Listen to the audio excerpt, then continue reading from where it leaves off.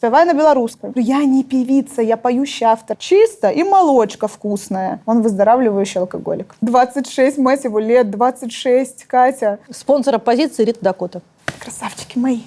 Скажи, Гордеевой, скажи.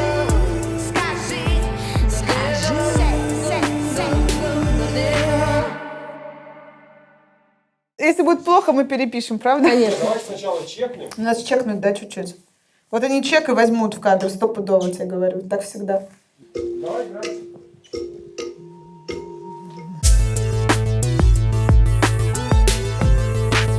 Рита, выбирай цвет. Хочу вишневый. Можно вишневый? Можно вишневый. Мне подходит. Подходит, Блондинистый волос вишневый. Пьяная вишня будет Пьяная цвет. вишня. Ну, если вишня не получится, можно изумруд. Ты родом из Минска. Да. Ты следишь за тем, что сейчас происходит в Минске? Не только слежу, но и участвую. Каким образом? Вообще, в целом, я давно оппозиционер. Это стало модно недавно, и здорово, я очень рада, что мода на оппозицию началась. Но я оппозиционер давно. Года с 2005-го, наверное, я еще на Бангалор стояла, когда нас было пару сотен. И мы прятались с подружкой в мусорных баках на Бангалор, когда милиционеры пришли нас разгонять. И в целом-то как бы это основная причина, почему я из Беларуси уехала. Я просто настолько не согласна с режимом, настолько не согласна с властью и со всем, что эта власть транслирует, что я приняла решение просто, бороться не получалось, и приняла решение капитулировать. В 2005 году тебе сколько лет было? 15-16 мне было. Что ты понимала про политику? Про политику можно сильно не понимать, когда живешь в Беларуси, понимаешь, что такое власть узурпатора. Когда у тебя нет свободы слова. То есть я как творческий человек, конечно, мне хотелось реализовываться, мне хотелось петь о том, о чем я хочу. Мне хотелось свободы творческого самовыражения. В Беларуси этого нет. У нас нет свободы слова. У нас нет, я помню, я принимала участие до «Фабрики звезд», подобие «Фабрики», только белорусской. Был «Звездный дилижанс», по-моему, проект назывался, или как-то так. Я пришла на кастинг, я сбежала из больницы, лежала в больнице с язвой желудка. Представляете, да? И я сбежала из больницы, меня отпустил главврач на этот кастинг. Я пришла петь свои песни. И часть из этих песен были на английском языке. И мне сказали, что я не патриот, и выгнали меня просто. Вот. И То есть настолько? Да. Меня просто выгнали из кастинга, сказали, что ты не патриот, ты не можешь петь такие песни непатриотичные. Спявай на белорусском. А у меня, причем, на белорусской мове тоже были песни, но я просто настолько оскорбилась, думаю, почему мне диктуют, на каком языке мне петь. И причем так, некрасиво еще меня оттуда выписали. И я подумала, что все, это была такая точка невозврата, поняла, что, походу, мне делать здесь больше нечего. Я очень сильно люблю Беларусь, но есть кое-что, что я люблю немножечко больше. Это музыка. И это несопоставимо. К сожалению, музыку в Беларуси не так сильно любят. Я имею в виду там, где можно реализовываться как музыкант. Я уехала тогда, например, потому что мне надо было для того, чтобы участвовать в каких-то телевизионных проектах, каждое слово согласовывать с руководством. То есть я присылала тексты, их читали неделями, и потом говорили, могу я спеть эту песню на конкурсе или нет. Это текст песен, который ты написала? Да. То есть утверждали каждое слово моей песни. Офигеть. И я отказывалась просто участвовать в телевизионных каких-то конкурсах, потому что это унизительно. Почему? И мне говорили, не надо петь свою песню, спой какой-нибудь кавер на Пугачева, например. Там уже, понятно, это как бы золотые хиты. Я говорю, я не певица, я поющий автор. Я вообще в музыке, чтобы петь свое. То есть я в целом не хочу стоять под софитами и просто петь. Я хочу свои песни петь. Могу не сама петь, могу ртом других людей. То есть я поэтому писала для других. Но мне важно мои песни реализовывать. Вот. И мне этого не давали. Не давали вот вплоть до момента, пока я не переехала в Россию, попала на «Фабрику звезд». И вот тогда впервые начались вопросы в Беларуси, типа, что это за девочка, почему она уехала, кто ее проглядел, то есть вот такие были статьи. Вот. И меня не проглядели, меня действительно прям ущемляли очень сильно, не давали мне делать то, что я хочу. Я прям помню, как я ходила на белорусскую, там, Белтелерадиокомпанию, это БТ наша, ОНТ, это как Первый канал, типа ОРТ, у нас на белорусское национальное телебачение. И там тоже не разрешали мне петь свое. В общем, очень с этим было сложно, я поняла, что это не для меня, уехала. Даже если весь мир выступит сегодня против Лукашенко, он все равно станет президентом, если он этого захочет. Уходи, уходи. 9:08, кровь на асфальте, чужие люди, в цепке как братья. В спину гранаты, страшно до дрожи, но надо когда-то переможем. 26 долго, ждать еще дольше. Мирные люди не смогли больше терпеть. Кто-то под утро домой не вернулся, но он испугался, и Бог улыбнулся.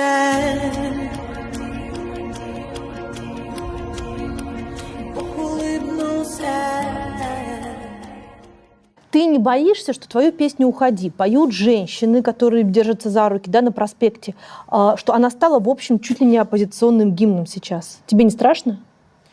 Конечно, страшно. Всегда страшно делать какие-то вещи, за которые могут там пострадать твои близкие, например. Я помню, когда я выпускала песню «Уходи», я позвонила маме, говорю: мам, мне очень страшно, как ты сегодня пойдешь на митинг. Она ходит постоянно, на все не пропускает вообще. Мама у меня печет самсу, возит на Крестина волонтеров кормить, покупает одежду, привозит на Крестина, передает тоже. Конечно, страшно. Конечно, это всегда боязно говорить правду, всегда боязно идти против узурпатора. Но я делаю, потому что не могу не делать. Кроме того, у нас деньги, которые со скачивания этой песни, они все пошли на поддержку пострадавших и репрессированных в Беларуси. И я понимаю, что это тоже, это как бы, условно говоря, это спонсирование оппозиции. Но по большому счету я понимаю, что мне за это может быть. Спонсор оппозиции Рита Дакота. Нет, не совсем так. Но я очень горжусь этой песней. Белый как совесть, красный как кровь на его руках. Этого не простить, это запомнят на века. На Белой Руси черные пятна твоих зверей, но за нами правда, и мы сильней. Я написала ее в момент, когда я просто сидела в соплях, в слезах, не понимала, что мне делать. То есть я понимала, что я вообще бессильна, я ничего не могу сделать. И тогда я поняла, что если не знаешь, что делать, делай то, что умеешь. Я умею писать песни, у меня есть аудитория, которая слышит меня, и у меня есть возможность эту песню продавать, и деньги направлять на поддержку тем, кому они нужны. Я выписала песню, прикрепила ссылку. Еще она не вышла на платформах, она вышла только у меня в Инстаграме. И там более 12 тысяч человек пожертвовало в фонд Buy Help с моего Инстаграма, то есть по моей ссылке. Это то, что я смогла сделать. А что ты почувствовала, когда ты услышала вот в этих репортажах, что они ее поют на улице? Слезы каждый раз. Это смешанные чувства. С одной стороны, это ужас и смятение, и это... Мне очень горько наблюдать то, что происходит. С другой стороны, это такая красота, когда люди объединяются. Как они снимают обувь, когда залезают на эти лавочки. Ой, это меня потрясло. А почему? Потому что Беларусь... Вот что про Беларусь всегда говорят? Типа, что вам не нравится? У вас же чисто и молочка вкусная. Это правда. Чисто и молочка вкусная. И вот про чисто действительно про белорусов ходят легенды, потому что вот ты идешь по Минску, у тебя, например, там в кармане фантик, ты никогда в жизни его не сомнешь и не выкинешь, потому что просто это неприлично. В Беларуси неприлично быть неряхой. Неприлично портить имущество общественное, неприлично ходить по газону. Просто неприлично. В Беларуси действительно красота и чистота. И это заслуга народа, потому что люди воспитанные, люди бережно очень относятся к красоте. Вот. И, конечно, наблюдать за тем, как во время протестов люди снимают обувь, чтобы на лавочке встать, это просто в очередной раз я смотрю, думаю, красавчики мои. Ты не называешь Лукашенко по имени, я заметила. Почему Александр Григорьевич Лукашенко? Не, даже фамилию не произносишь. Вот сейчас, пока мы говорили. Да, Узурпатор, да, или действующий президент, ты говоришь? Лукашенко. Лукашенко, да. Ты родилась при нем и выросла при нем. Ты другого президента вообще не видела. Это ужасно. Это ненормально, что 26 лет у власти один человек. Разве это нормально? Кого ты бы хотела видеть президентом Беларуси? Кто угодно, лишь бы не Лукашенко. Мне сложно говорить о том, кого бы я хотела видеть. У меня есть четкое понятие, кого я не хочу видеть, четкое понимание. Вот я не хочу видеть Лукашенко президентом Беларуси. Простит ли народ Беларуси Лукашенко то, что он сейчас делает с людьми? Не простит. Могут ли протесты просто сойти на нет? Нет, не верю. Я не верю в это, когда я вижу стариков, которые с палочками на больных ножках идут через весь город. И старики, которые первые писали и кричали: пожалуйста, дети, что вы делаете? Вас же посадят, не надо, давайте это мирно. И эти старики не выдержали и вышли на улицы. Я ревела сутки, наверное. Я просто смотрела в онлайне, у меня мама там была тоже. Мама с ними ходила и говорили: а вы же не пенсионер? Она говорит: я не пенсионер, но у меня есть внучка. Мама мне оттуда тоже трансляцию вела. Если уже старики вышли, то это все. Это уже точно революция. У тебя были идеи полететь туда? Когда это все началось, я не могла туда полететь, потому что я лежала в больнице с коронавирусом. А потом я уже просто не могла, потому что я понимала, что я прилечу сразу на Окрестину. Ну, то есть потом уже вышло «Уходи», и я понимала, что я просто в черном списке. Ну, то есть мне дали понять. И звонили, и объясняли. Звонили моему концертному директору и говорили, что вы понимаете, что концерт не состоится. У меня концерт стоит там в конце года. Но они говорят: вы же понимаете, что отменяйте лучше сами. Вот так. Вы отменили? Нет. Ты веришь, что что-то изменится? Я верю, что я прилечу в новую независимую страну, свободную от лукашенского режима, и спою для своих людей песни. Мы будем держаться за руки и петь эти песни вместе. Я очень верю в это. Почему некоторые деятели белорусской культуры повели себя иначе? Я не знаю. Мне сложно за других людей говорить. Есть равнодушные, есть аполитичные. Возможно, есть те, кто действительно его поддерживал. Возможно. Но я не верю, что можно поддерживать человека, который творит такое с народом. То есть я верю, что, возможно, были какие-то артисты, которым было нормально при этой власти вот до вот этих кровавых событий, вот до 9 числа, до 9 августа. Но я не верю, что есть хоть один здравомыслящий, действительно сострадающий человек, у которого не погремушка вместо души, а вообще что-то похожее на сердце. Я не верю, что есть такие люди, которые, видя, что творится, видят, как старикам распыляют газовые баллончики в лицо, видят этих избитых студентов, видят все, что происходит, и продолжают поддерживать. Паспорт у тебя какой? Белорусский. У меня паспорт синенький. Мне гордо быть белорусской. Мне очень гордо быть. Я обожаю Беларусь. Это чудесная нация, это замечательные люди. Это народ великий, это не народец, не овцы. Я не согласна. Как тебе спится, Саша, по ночам? Что тебе снится, Саша? Отвечай.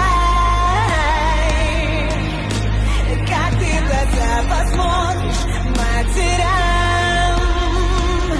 Расскажи нам, расскажи нам, расскажи нам.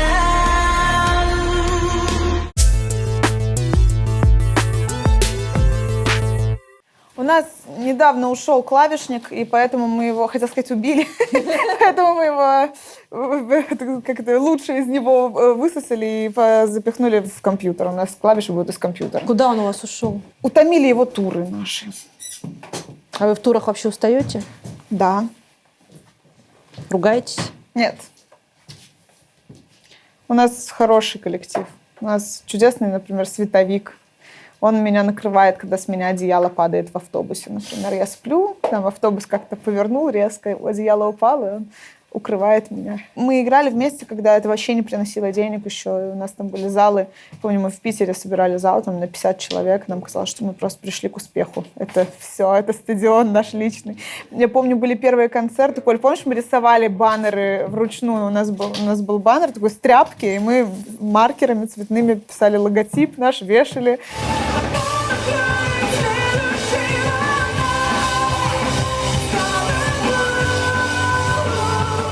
У нас доводилось так, что мы пели перед таким стадиончиком факов, например, когда ты поешь на каком-то рок-фестивале. На разогреве. Да, сильно-сильно, на разогреве, скажем так.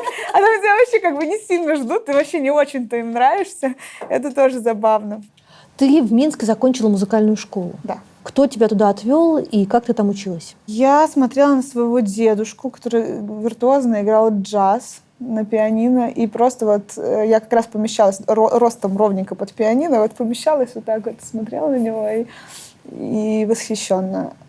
И я пошла в музыкалку уже, когда все наборы закрылись, уже все дети поступили и пришли в начале сентября уже учиться, а я только решила, что я хочу. У нас не совсем обычная музыкальная школа, она при филармонии, она такая, она в Минске как к колледжу приравнивается, потому что я училась в ней дольше. Обычно учатся 7 лет, если не ошибаюсь, в музыкалке. Я отучилась, наверное, лет до 15 я там училась, наверное. То есть я уже закончила, я уже диплом красный получила и продолжала ходить в нее, заниматься, гастролировать с хором. Наш хор — это единственный хор в мире, который был благословен Папой Римским. То есть там у меня такая была история непростая с музыкой.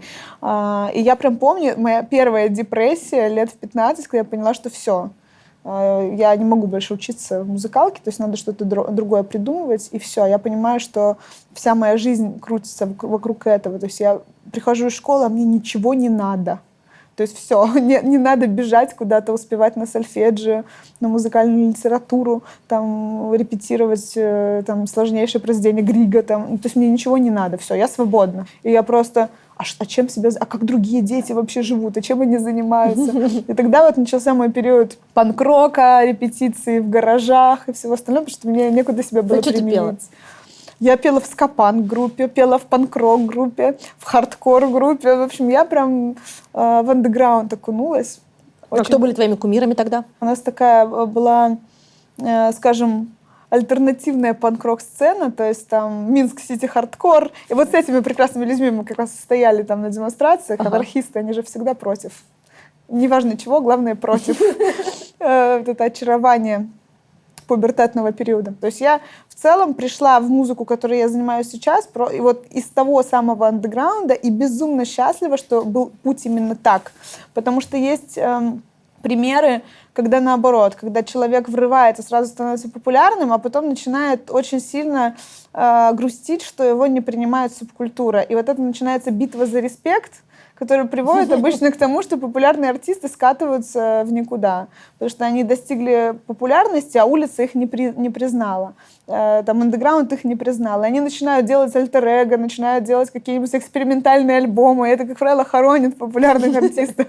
Вот у меня было наоборот. Я прошла все самые абраганские скейт-бары, просто я играла там для 50 человек в Питере, мы играли на всех фестивалях, вот любой назови, там от Кубаны до Нашествия, там на самых маленьких сценах, мы, короче, прошли вот все это.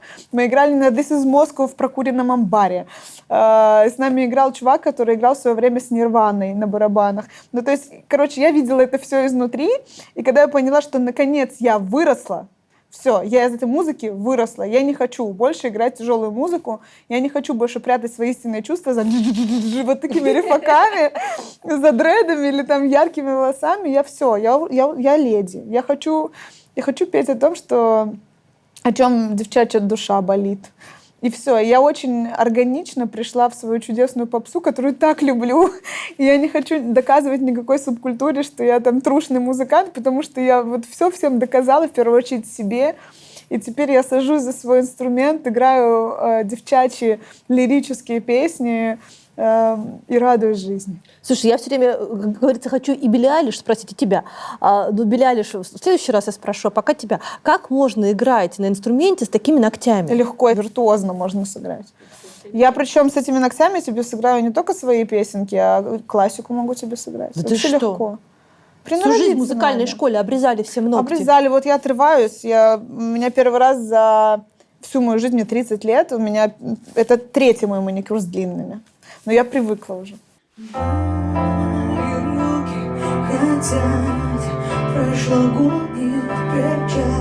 Раз, два.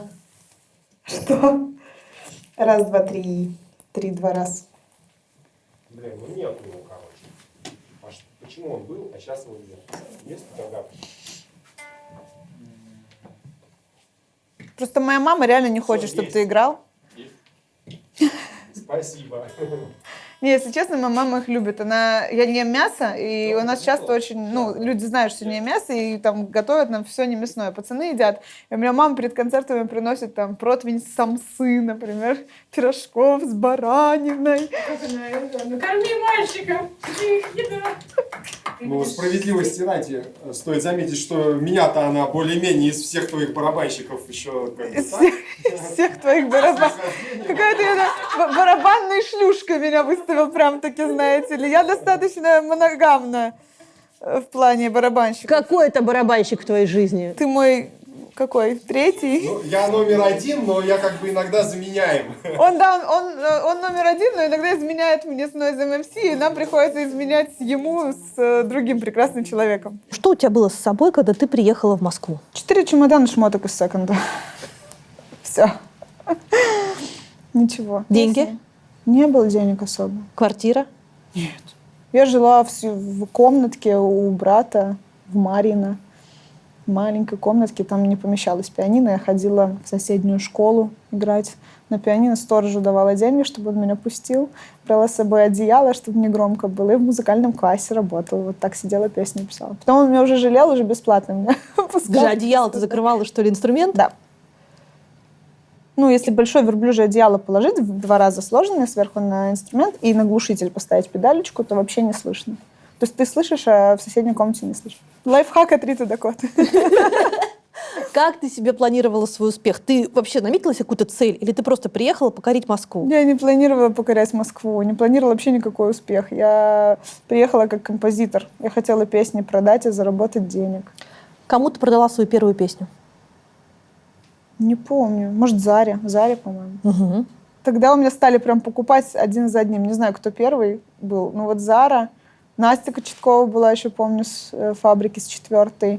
Кто там был еще? Господи, я не помню. Это так давно, 13 лет прошло уже. Ну, дальше ты шла по ступенчикам и продала песню «Твои глаза, Лободе». Ты соавтор этой песни. Это великое, кстати, заблуждение интернетов тоже. Так. Людям чуждо слово «соавтор». Я соавтор текста, я поучаствовала в тексте.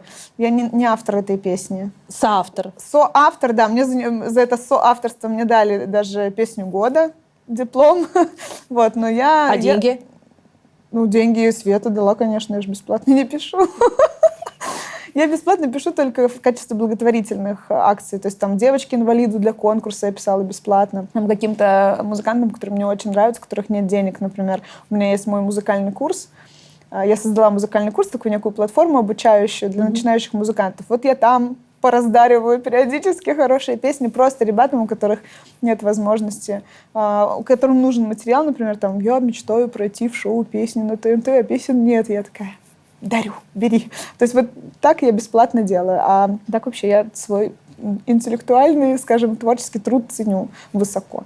Ты хотела быть автором или ты хотела быть всегда автором-исполнителем, певицей, которая поет свои песни? Петь — это как приложение к писать, а не наоборот. То есть, когда у меня стоял выбор просто петь и быть популярной, меня звали в один очень известный girls band.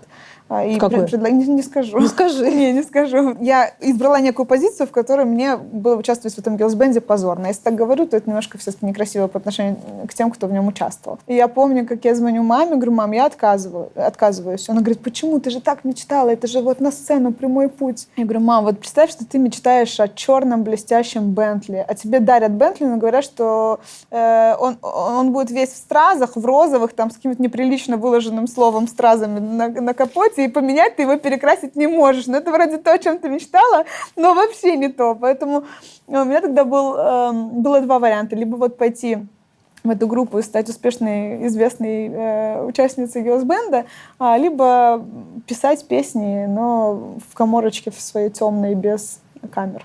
Вот, я выбрала второе. То есть я всегда выбирала все-таки творчество. Недавно был юбилей «Фабрики звезд». Сколько же ей там лет было? 15, что ли, 20 лет «Фабрики»? Проекту. Ну, короче, юбилейная какая-то дата была, и меня вот туда позвали. Я сначала отказалась. Мне позвонили, говорят, приди, пожалуйста, спой. Мы зовем самых ярких представителей «Фабрики», чтобы пообщаться. Я сразу говорю, нет. И мне говорят, не стучи, бесишь. Спасибо, Вовочка. У меня профдеформация. Я сразу отвлекаю. Спасибо, брат. Маме привет. Спасибо, родной. У меня мама ненавидит всех барабанщиков. Ну, по-хорошему. Она подходит перед каждым концертом и говорит, можешь так не стучать, слов не слышно. И каждый раз говорит, а может драмшилдную эту штучку, чтобы не слышно.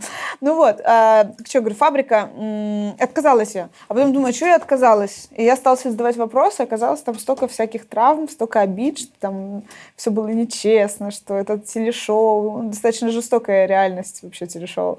И я только недавно написала Юрию Викторовичу Аксюзе вот такое сообщение. Юрий Викторович, простите меня, я не ценила, не понимала. У меня вот такое ощущение, как, знаешь, это как у детей. Дети всегда, вот как бы их не любили, сколько бы им ни давали, они чувствуют все равно себя недолюбленными. Здесь вот не додали внимания, здесь, как говорил один мой друг, психолог, он говорит, даже если идеально будешь относиться к своему ребенку, ему все равно найдется с чем пойти 18 к психологу. То есть, А тебя прям не любили на фабрике? Практически все. То есть никто, у меня там не было друзей, там все как-то дружили кучками, я ни в одну из этих кучек не попала. Я такая была неформальная достаточно девочка. Там тусила весь тур одна. Это так было сложно. Для меня фабрика сложная фигня. Я своего ребенка бы, наверное, не пустила, серьезно, потому что для меня это прям травма была. А ты под фанеру поешь? Нет. Почему? Никогда. И это, кстати, великая... Вот одного Вована выпустить, он, значит, пусть это... Не, на самом деле... Сейчас... У нас из-за этого зарубается половина предложений по телевизионным съемкам. Нас поэтому так на телеке мало, потому что в основном же телеформат требует фонограммы. А вот на юбилее фабрики ты ходила, под фанеру пела? Нет, живьем. А, они что сказали? Спросили фанеру. А почему ты не поешь под фанеру? Ну, не знаю, может быть, это отголоски рок-прошлого, как-то это не трушно. Ну, не знаю, для меня это форма обмана. А ты трушная. Не знаю, я стараюсь просто не врать. Сколько сейчас стоит твоя песня? А я не продаю песни сейчас. Ну вот последний раз, когда меня очень просили, это, кстати говоря, смеха ради, да, расскажу вам. Вот та самая песня, которую я пела в этом белорусском кастинге, где меня назвали непатриоткой и выписали, я ее переработала, и впоследствии ее спели на Евровидении. Вот это был такой яркий пример, который я помню, вот когда очень просили, и я продала песню.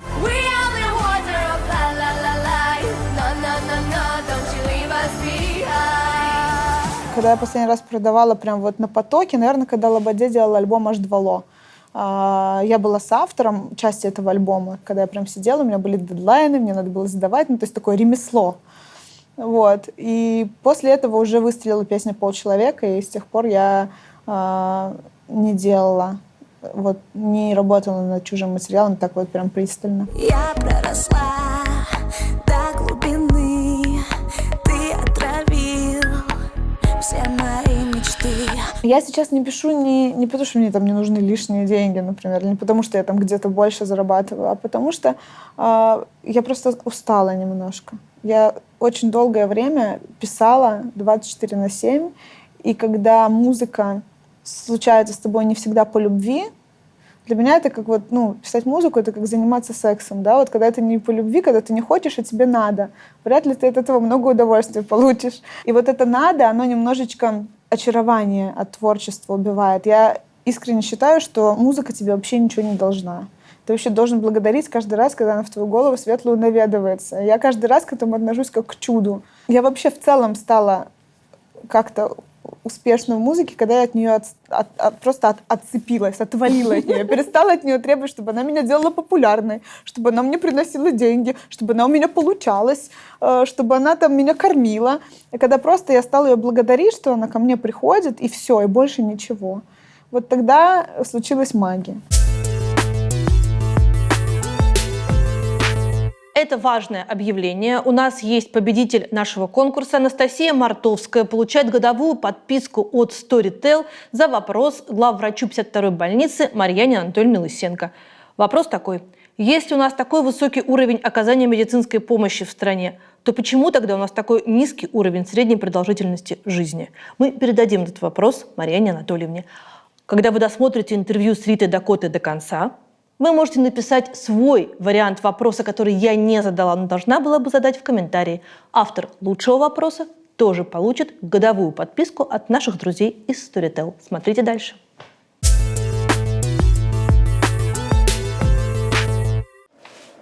Ой, офигеть! Здравствуйте! Здравствуйте! Такая равнодушная проходит.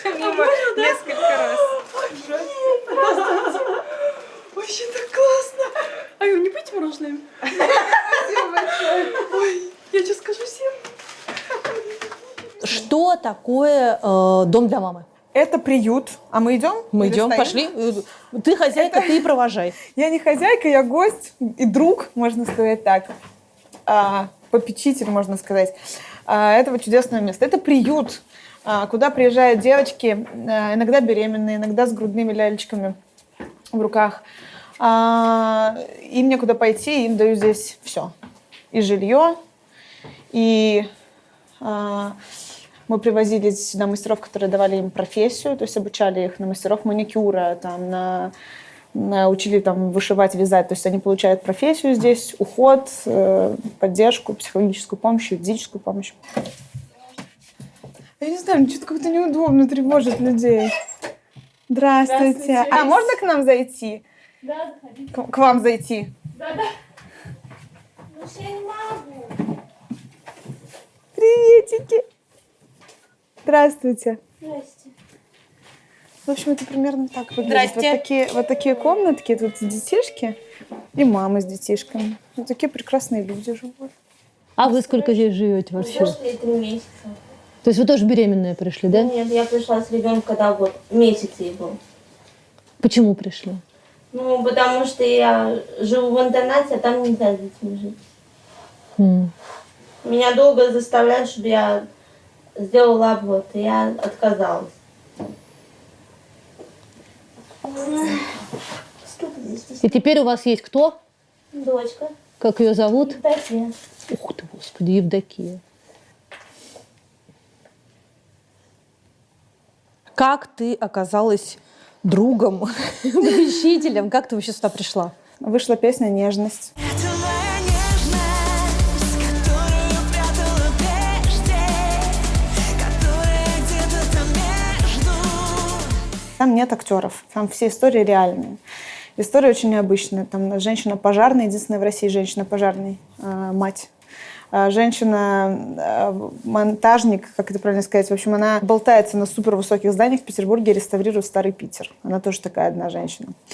Вот. Женщина-футбольный тренер. В общем, очень необычные женщины, которые показаны сначала в своем боевом, профессиональном, скажем, статусе, а потом показаны мамами. И этот проект вылился в такую работу, где девочки, и в том числе из шоу-бизнеса, коллеги мои, девчонки, рассказывали, как кому не просто давалось материнство. В общем, девчонки, которые сталкивались с послеродовой депрессией, в общем, то, о чем тоже не принято говорить. И они рассказывали, как все-таки они счастливы, что они выбрали стать мамой. То есть выбрали не аборт, а родить. Вот. И мы решили направить деньги со скачивания песни в домик для мамы, потому что здесь девочки выбирают родить. Сколько вы здесь живете? Я уже год. Уже год. Вам здесь хорошо? Да. А куда потом поедете?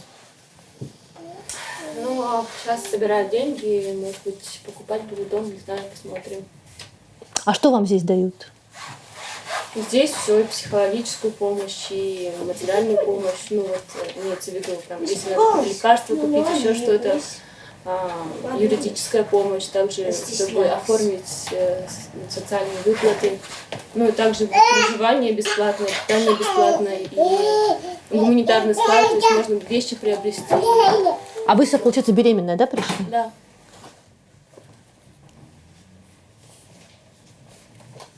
Такой сладкий. Ты сладкий. Тебе стесняться. Вот я сейчас хожу на английский язык, тоже дали такую возможность получить английский язык, то есть вспомнить его английский язык. Что, получается? Да, я преподаю английский язык, ну, правда, там самый базовый уровень. А то есть вы даже не учите, вы преподаете? Я преподаю и еще учу сама. То есть его, Ну, чтобы дальше. Повышение квалификации. да, повышение То есть вы сможете пойти преподавателем английского, например, в школу? Нет, педагогического нет. А, Педагогического. Ну, я преподаю так вот, как репетитор, частные уроки. понятно. Вот, ну, вот так вот. И сама сейчас вот пытаюсь тоже английский вспомнить. Как долго они могут здесь жить? Сколько угодно. Их не выгоняют. Кто за это платит? Никто. Попечители. То есть ты? Спонсоры. Ну, такие, как я. И в том числе мои слушатели. Спасибо вам большое. Здравствуйте. Может, мы это не хочется тут топтаться по игрушкам, по по полу? Нет, по таким впечатлениям, потому что я думала, что когда вот поднималась, я, брала мороженое, я думала, что и более интересно, ничего интересного мне вот за этот вечер не будет. Это так круто, что вы пришли. Вот, спасибо вам большое. Спасибо вам, что вы есть. Что... Обниматься. Я вообще вас просто увижу. Спасибо.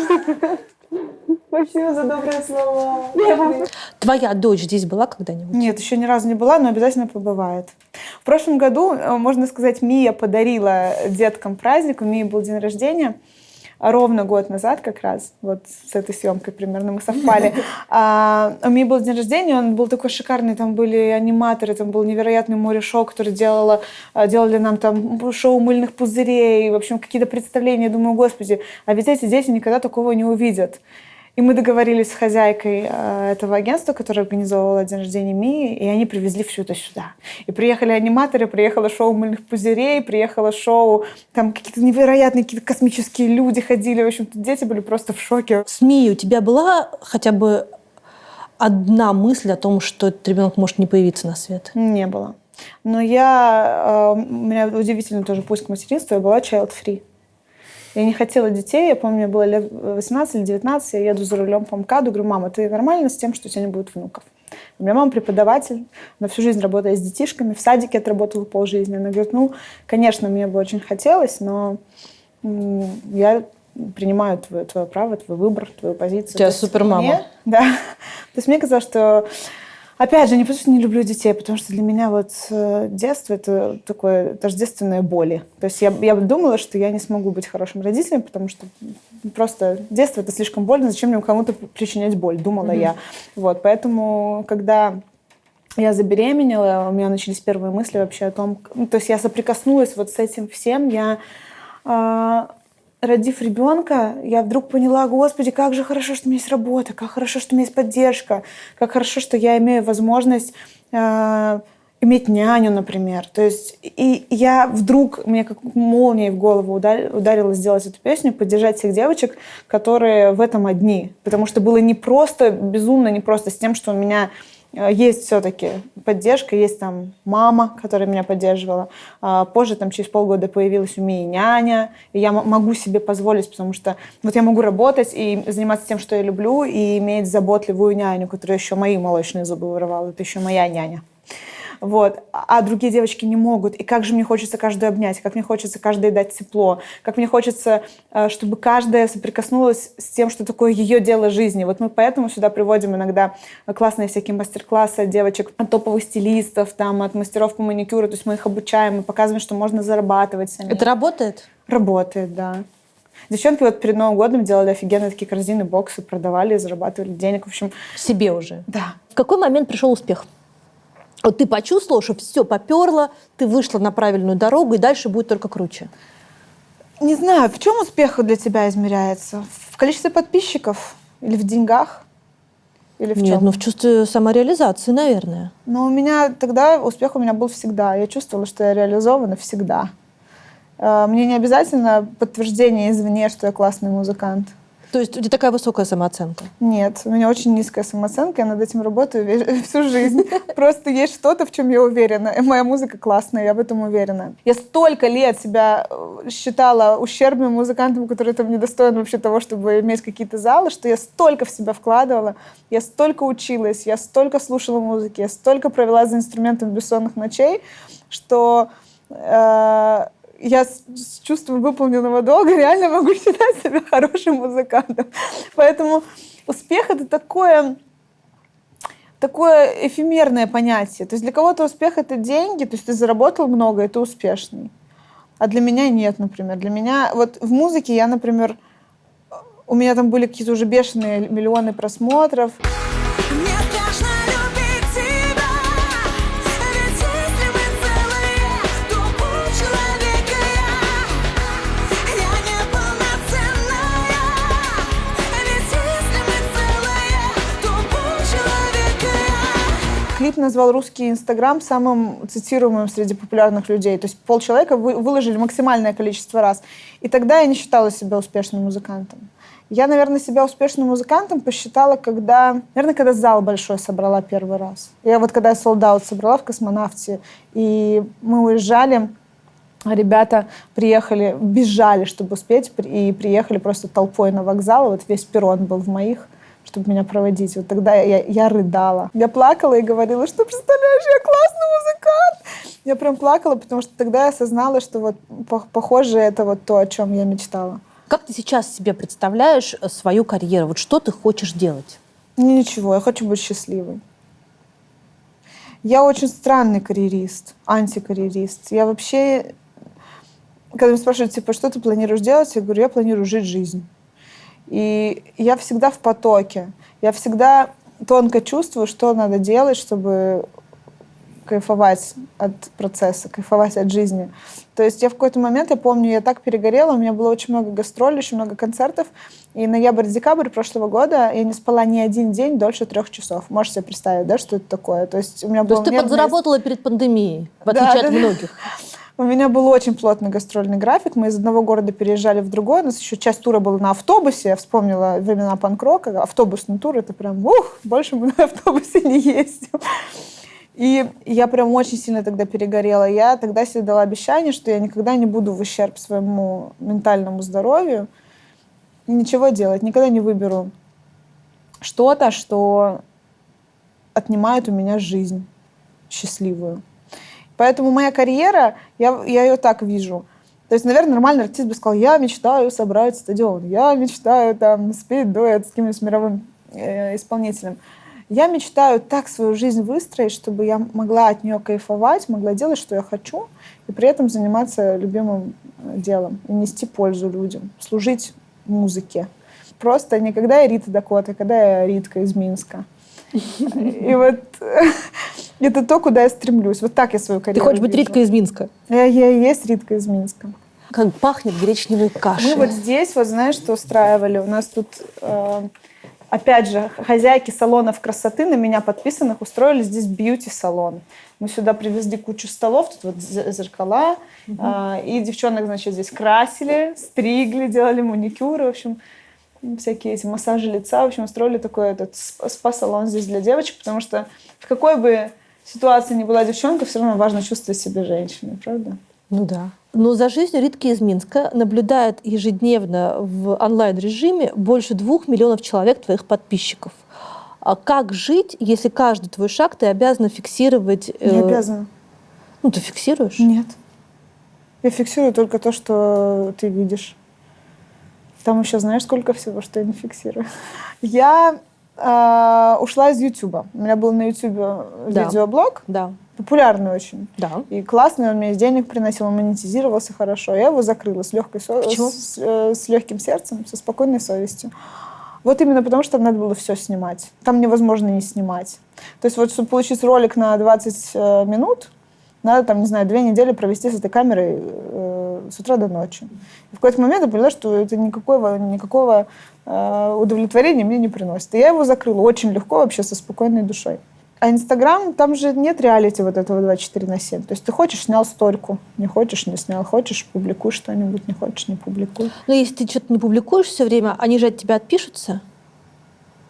Кто? Подписчики. Ну, почему нет? Я не публиковала, помню, недели, наверное, 2 или 3, вообще ничего, наоборот. Активность только выросла, все ждали следующих публикаций. Зачем тебе вообще этот Инстаграм? Это творчество мое. Я как бы в Инстик ушла из Твиттера, потому что в Твиттере я там делала посты эти, там сколько-то, 120 символов, по-моему, было. И Инстаграм, он был крут тем, что можно лонгриды писать. То есть я, как такой доморощенный писатель там реализовывалась. То есть я какие-то стихи публиковала. Помню, если отмотать до начала мой Инстаграм, там стихотворения мои. Ну, послушай, в Инстаграме, мысли. чтобы опубликовать стихотворение, нужно к нему приложить все-таки голую попу. Не обязательно голую. Ну, хорошо, голую грудь. Не обязательно голую грудь. Почему? Хорошо в купальнике. Нет. Я в купальниках начала выкладывать фотки только когда стала амбассадором марки белья. Это тоже со мной, кстати, злую шутку сыграло, потому что, с одной стороны, это очень классно, то есть это, это престижно очень, быть амбассадором большого мирового бренда, то есть там наряду с мировыми звездами, там, с Ритой Орой, например, там мы вместе выступали, у нас был совместный концерт, то есть, это, короче, классно. А с другой стороны, это обязывает тебя иметь тело какое-то определенное. Я музыкант, я не модель. И, по идее, мое тело имеет право быть любым. Но с телом сложные отношения. вообще. В целом с принятием себя сложные отношения.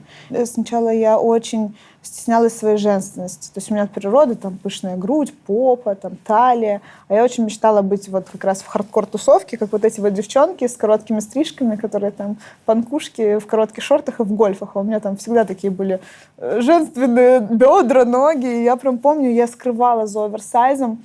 Я носила широкие шмотки, широкие штаны, там, мужские толстовки. Я прям стеснялась своей женственности. Там волосы перекрашивала в разные яркие цвета, чтобы не быть кудрявой блондинкой. И что только не было. У меня ужасные отношения, длинные, долгие, сложные отношения с принятием себя. Я прошла и через булимию в школьном возрасте. Мы причем там все параллелью с девочками страдали, там вот этими историями были подписаны эти паблики 40+, там вот эти вот про анорексичек. Короче, ну это реально, это был целый... То есть булимия — это когда ты не можешь остановиться, все время ешь?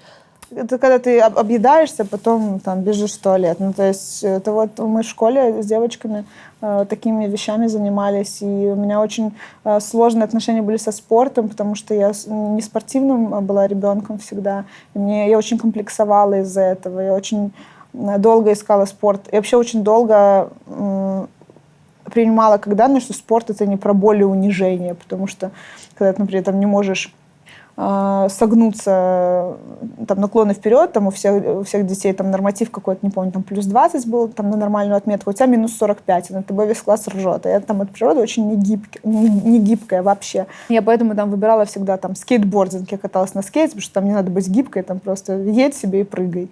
Вот, мне кажется, только к 30 годам вообще я свое тело приняла. Пластические операции? У меня была липосакция, вот как раз когда мне надо было похудеть, а у меня не худелось, у меня был гормональный сбой, там плюс 6, минус 6 за одну неделю я могла. 6 килограмм туда-сюда у меня ходило. А когда ты не можешь похудеть, комплексуешь из-за этого, там у тебя какие-то обязательства, там, как-то выглядеть особенным образом, а ты там так не выглядишь, или там, когда у тебя только недавно случился развод, и ты еще вообще в целом не сильно в себе, липосакция — это блажь. Это плохое решение. Вот, все решения, принятые менее чем через год после развода, заведомо плохие решения. Я считаю, что стоит девочкам писать правила вместе со штампом о расторжении брака, выдавать листовку, что не надо делать. Там стричь волосы, делать липосакцию. То есть какие-то такие истории. Потому что я понимаю, А чем это чревато? Ну, в целом, вмешательство в здоровое тело, потому что тебе там не нравятся его параметры, это в целом странная достаточно история, правда ведь? Нормальное тело женское восстанавливается там до 3 лет после родов. То есть чуть-чуть надо было больше времени, чуть-чуть надо было больше внимания к себе. То есть именно заботы. То есть у меня вот в моем случае это была, знаешь, какая история? То есть я определенным образом должна выглядеть. У меня не получается не потому, что я жру и не занимаюсь спортом, а я не жру.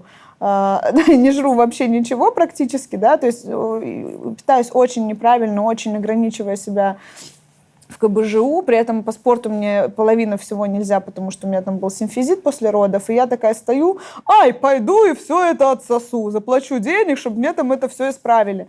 И это такое халатное отношение к себе. Очень много боли было с этим связано, и у меня даже песня об этом написалась, «Тело храм» называется, она еще не вышла, я буду делать социальную работу в поддержку вот девушек, которые также на вот этом пути принятия себя. Как ты решаешься? В любом случае, у тебя Инстаграм достаточно откровенный, тебя даже хейтят там за это твои эти подписчики? Не, мои подписчики не хейтят. Это какие-то залетные случаются иногда, но вообще у меня чудесная аудитория. Но все равно это степень откровенности, которая зашкаливающая для 2 миллионов человек, которых ты всех в глаза, в общем, не видела. Как ты на это решаешься? Я помню, мне однажды сказал один прекрасный человек, который очень сильно повлиял тогда этим разговором на меня, как на текстовика.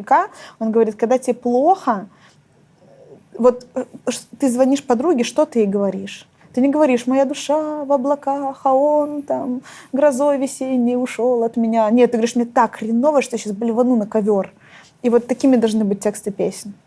То есть и только так это работает, когда ты проживаешь свои чувства, позволяешь себе вот эту самость, позволяешь себе эту честность.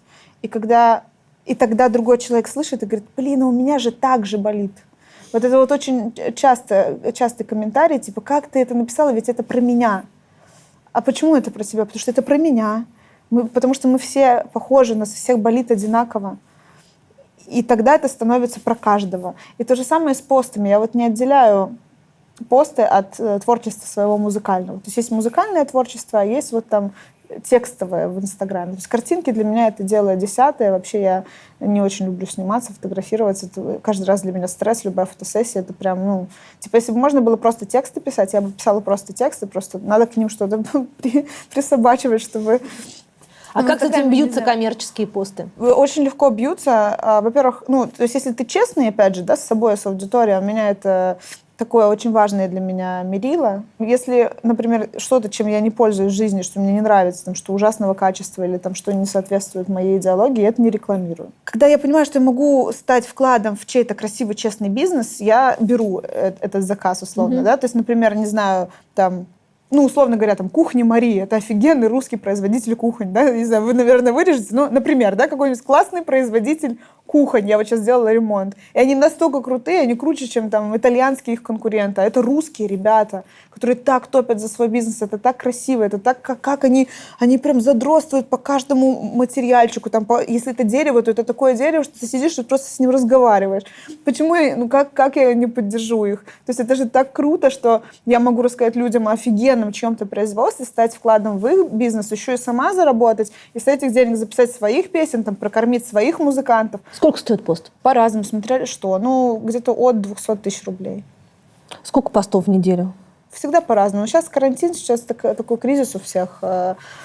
Я очень много делала бесплатной рекламы. У меня был проект, я его запустила. Мы, кстати, одновременно с Айзой запустили, а потом еще и Настюша Ивлеева подхватила и тоже благодарила нас за эту идею, когда мы поддерживали чужие бизнес-проекты. То есть я написала пост и говорю, ребят, сейчас у всех туго, сложно, присылайте там, кому особенно туго, я буду бесплатно рекламировать. И я прям выкладывала бесплатно какие-то магазины корейской косметики, там доставки еды, в общем, там детские шмоточки. В общем, я прям выложила очень много бесплатных постов и рада. В конце года, это был конец 2019-го, удалось сюда привести людей, которые ни разу не видели это заведение, людей из правительства. Мне удалось... Москвы или Москвы. Угу.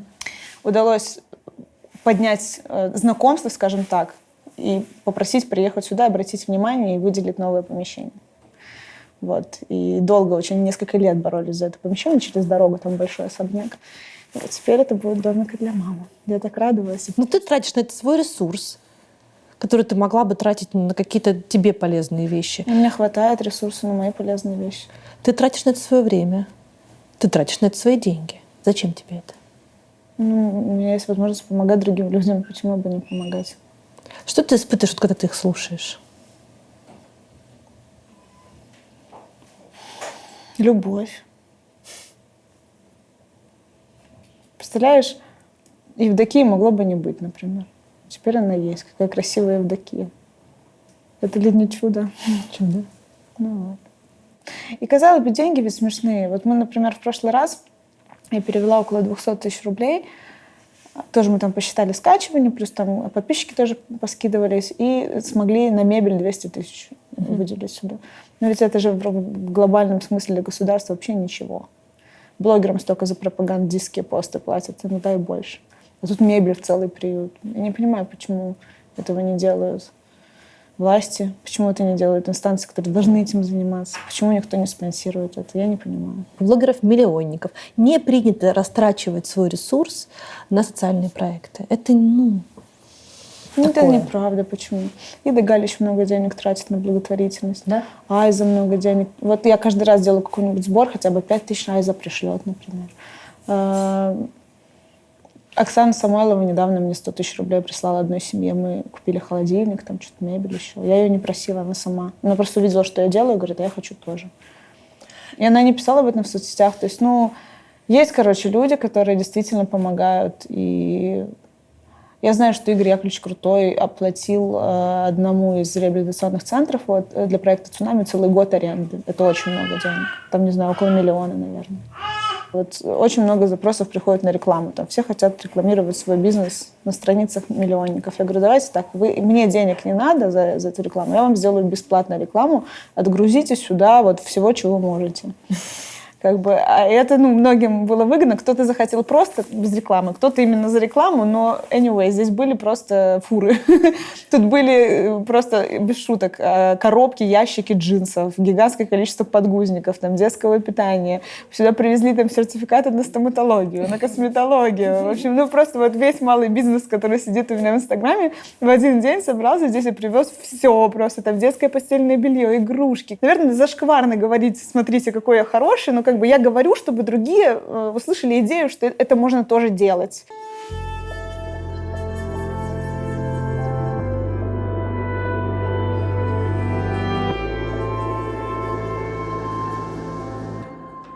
Ты сказала только что типичная ситуация для взрослых детей алкоголиков с зависимости. Да. А ты прожила много лет в семье, где пил твой папа. Угу. Что это было и как ты эту ситуацию пережила? Как мама ее переживала? Вот в клипе «Цунами» это все на реальных событиях основано. Можно просто посмотреть клип. И вот это краткий экскурс в мое детство. Ты можешь не дышать перегаром, ребенок, я тебя прошу. У меня папа полизависимый человек, то есть это и алкоголь, и наркотики. И я до 13 лет жила с папой, и вот это все наблюдала. И все. А в 13 лет, мне было 13 лет, папа сел в тюрьму, и вот после этого мы с ним не общались уже. И мы с ним заобщались только вот, когда вышел клип «Цунами». Твои 13 лет — это был ад? Вот я на нервной почве как раз тогда попала в больницу с язвой желудка первый раз. Мама не бросала папу при этом? Нет. Мама тоже глубоко была в созависимости в своей. Что такое созависимость? Это то, как ведут себя близкие люди, когда в семье пьют или употребляют наркотики. То есть нас же никто не учил в детстве, как себя вести, что делать. Что делать, когда ты становишься жертвой обстоятельств подобных. То есть у нас вообще в целом у людей очень все сложно с личными границами. Они берут на себя ответственность, они начинают спасать. Никто не говорит о чувствах. Со мной никто не говорил о чувствах. И с мамой никто не говорил о чувствах. Никто не узнавал у нее, а как ей, а что она чувствует, когда вот она видит вот это. Как мне, что я чувствую, когда мне там приходится в туалете делать при фонарике математику, потому что я боюсь выйти, потому что там папа пьяный. То есть тогда же не было такого, как сейчас, доступа к информации. Там мы не знали, что есть, например, вот эти Почему открытые мама не группы. ушла от папы? Она очень его любила, и она спасала его до последнего. Она его таскала по бабкам, по врачам, по кодировкам, Поэтому... А он хотел ходить к бабкам? Он хотел лечиться? Я не знаю, я не помню. Маленькая была. Это для меня это болезненная такая штука была, что я очень закрывалась в эти песни, куталась в них, как в бронежилет. И я делала вид, что я в домике, что этого нет. И поэтому я не сильно помню. То есть я свои чувства настолько сильно вытеснила куда-то в подсознание, настолько их сильно там прикрыла тоннами книжек, музыкальных там нот и всего, там тетрадей нотных и всего остального, что я потом это раскапывала, отдирала с мясом потом только уже во взрослом возрасте, когда в моей жизни появилась там психотерапия, какие-то там группы анонимных созависимых и прочие истории, тренинги, коучинги, литература, и вот все.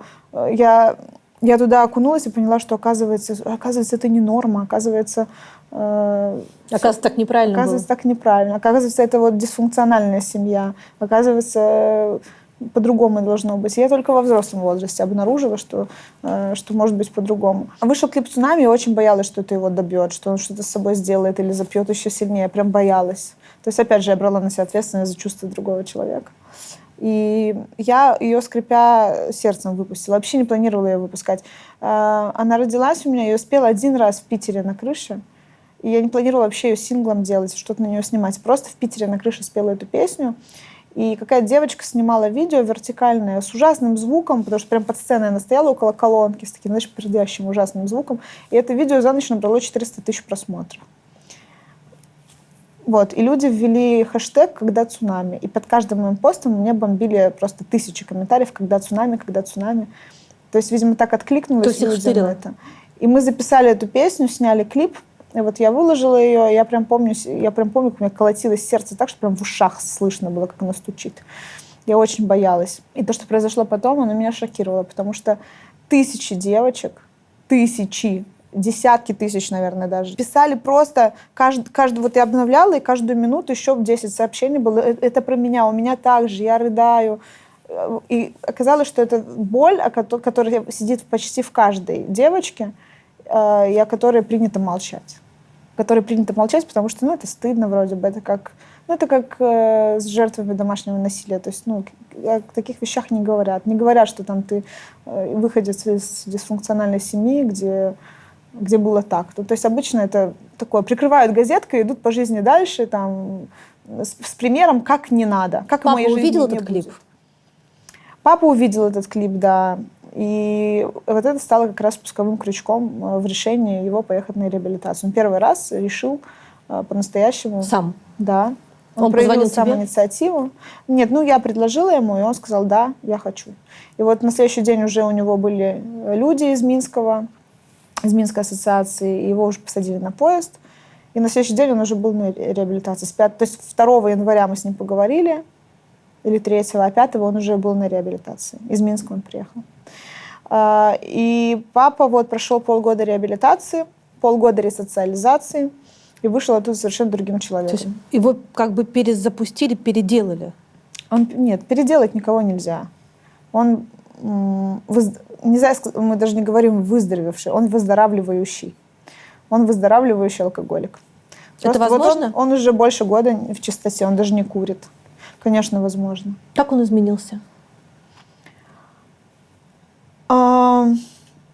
Мне сложно судить, потому что у нас с ним очень такая связь была поломанная всегда, потому что сложно вообще поддерживать какие-то близкие доверительные отношения с человеком, который под воздействием веществ, изменяющих сознание. То есть ты не понимаешь, ты сейчас с кем разговариваешь, с папой, с водкой или с наркотиком, с каким. То есть ты не понимаешь, с чем ты имеешь дело, а главное, зачем. Поэтому у нас с ним такие были отношения, такие телефонные, смс-очные, типа с праздником друг друга поздравить. Поэтому мне очень сложно сравнивать папу сейчас с папой, который был тогда в этом алкогольном угаре. Потому что тогда у меня папы и не было. У меня было какое-то виртуальное подобие отца, который иногда меня с смс-ками поздравлял с праздниками. Помню, папа поздравил с выпускным, я была в 8 классе. Я говорю, пап, я еще есть несколько лет перед тем, как я закончу школу, через пару лет вернись к этому поздравлению еще раз. То есть у нас с ним отношения были действительно очень поломанные. А сейчас это чудесный человек. Это папа настоящий, который дает мне заботу, тепло. Это дедушка. Замечательный дедушка. И это удивительно, конечно. Что такое вообще социальный проект «Цунами»? Как это работает и кому это помогает? Это помогает людям, которые попали в беду под названием зависимость, которые хотят выбраться, но не понимают как. И мы им оплачиваем реабилитацию. Где? В центрах для наркозависимых, для алкозависимых. Это центры по всей России, они принадлежат к Национальному антинаркотическому союзу. И там в некоторых центрах лечение дорогое, но мне делают, то есть для этого проекта с меня берут самый минимум. То есть мы оплачиваем просто работу врачей, работу психологов, то есть, работу персонала, который их нянчат, и еду. То есть по факту так. Что должен сделать человек, чтобы попасть в проект «Цунами»? Ничего написать мне. Это уже много. То есть он должен хотеть? Он должен хотеть. Очень. Я каждый раз, когда даю анонс, например, у нас есть 3 льготных места, ребят. В этом месяце я готова оплатить реабилитацию, например, 2 людям. Пишите, кому нужна помощь. В основном пишут девочки, у меня папа пьет, пожалуйста, помогите. А мы связываемся с папой, он говорит, у меня все нормально. И все. В таких ситуациях мы ничего не можем сделать, потому что пока человек сам не достиг дна определенного, он не признает, это как в первом шаге 12 шагов, там надо признать, что ты бессилен, что ты сделал все, что ты бессилен. Надо признать, что есть какая-то сила, которая больше, чем твоя собственная. То есть все, что ты не контролируешь, что все, ты отпускаешь бразды правления, ты наконтролировал уже все. Твоя жизнь — это то, как ты ей управлял сам. Хватит. И без этого признания, без признания своей беспомощности тебе никто не поможет. Я получаю, конечно, порцию хейта, как ты говоришь, да, порцию осуждения, негатива. Но я получаю гораздо больше, когда я понимаю, что, говоря об этих вещах, я как пример И как доверительное лицо для многих своих поклонниц я обозначаю нормальность говорить об этих вещах. Понимаешь, да, о чем я говорю? То есть взять и вот так, во всеуслышание заявить, что это ненормально, когда муж изменяет, это ненормально, это неправильно, девочки, не терпите это вот можно встать и уйти, так можно. Это ведь тоже непросто, это ведь тоже... Я боялась тоже осуждения, боялась многих вещей. То есть очень много страха было. За каждым моим поступком, который кажется себе таким смелым и отчаянным, стоит много страха. Каждый раз я такая немножко вот так вот ногти делаю, думаю, сказать или нет.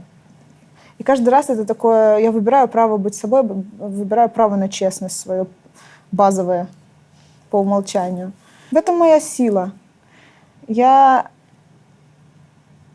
Есть такая, знаешь, классная штука, я услышала, что вот эти вот твои подводные камни, да, вот эти твои скелеты в шкафах, когда ты их отрицаешь, в первую очередь, даже не перед другими людьми, а в первую очередь перед собой отрицая какие-то штуки, ты вот представляешь, что ты, например, стоишь по пояс в озере, а каждый твой секретик такой грязный, да, это такой надувной шарик. И вот у тебя есть один шарик, ты его удерживаешь под водой.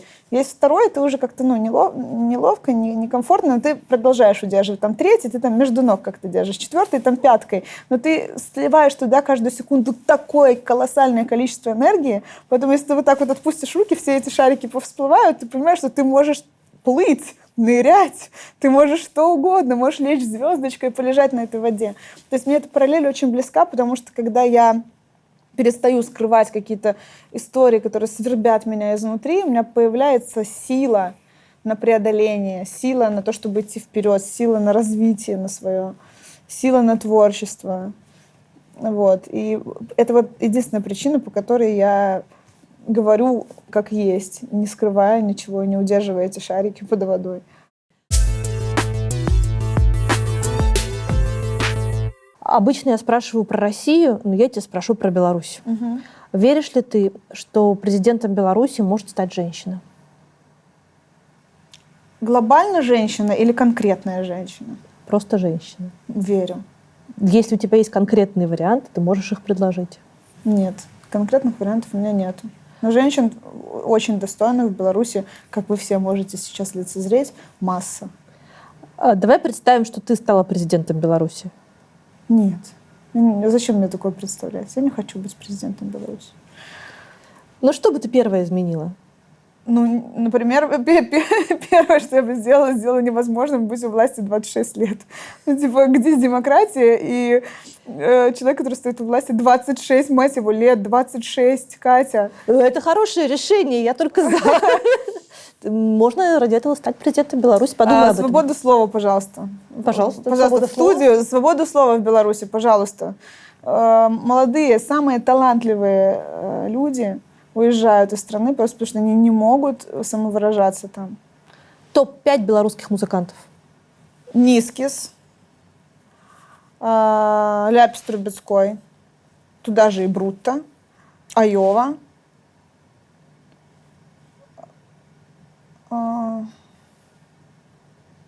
Кто еще у нас-то? Макс Корж, конечно же. Макс Корж. Начнем с Макса и в обратном порядке. Топ-5 белорусских блюд. Драники. Я готовлю божественные драники. Заходи ко мне, я тебя накормлю. Хорошо. Мама мне запекает суп такой белорусский, картофельный, вкуснейший. С корочкой с такой. Что еще в Беларуси вкусного? Березовый сок, пожалуйста. Друзья, белорусский березовый сок, чтобы был в каждом доме. Это божественно. Потом мороженое есть мое самое любимое. Каштан. Это белорусское эскимо божественное. Мы с Бьянкой однажды прознали, где в Москве оно продается в одном магазине. Мы просто с ней на перегонки туда приезжали и вывозили коробками. И друг другу мы селили, что это ты сегодня вывезла последний каштан. По блюдам, наверное, у меня все, но еще белорусская косметика потрясающая. Белита. Ты, конечно, пробовала белорусскую косметику? Милосердие или справедливость? Милосердие. Любовь или власть? Любовь. Свобода или безопасность? Свобода. Карьера или семья? Семья.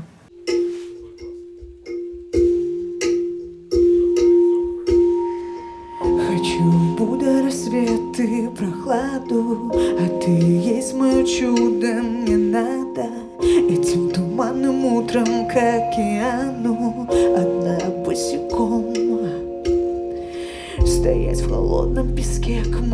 сердцем. Я знаю, здесь и сейчас мое место. Наверное, это и есть высшая любовь. Ты моя мантра, моя медитация. Я улетаю в себя рядом с ней.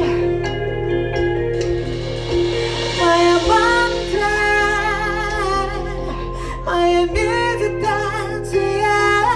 Это нирвана для меня, с ней в тишине. Когда меня не станет в этом мире, сюда придет босая моя Мия и станет в небе взглядом искать мои глаза. И будет тихо так на рассвете. Я вытру слезы ей своим ветром, и станет слышен Бог, выйдет солнце, и я буду там. Ты моя мантра, моя медитация. Я улетаю в себя рядом с ней.